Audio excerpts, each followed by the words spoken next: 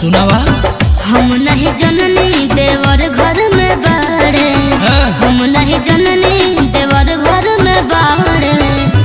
दरवाजा दरवाजा खुला छोड़ आई नींद के मारे, दरवाजा खुला छोड़ आई नींद के मारे। दहरा के तना तेज नींद लागत रही कि दरवाजा खोल के छिप गई।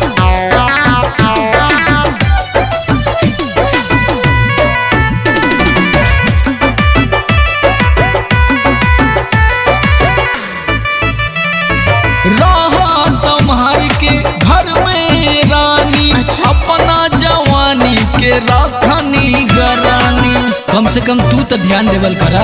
सुनी ना सुनावा। भोर दिन हो खतावे खतानी राजा जी, बड़ पानी लाचार कहतानी राजा जी। ए राजा जी का हो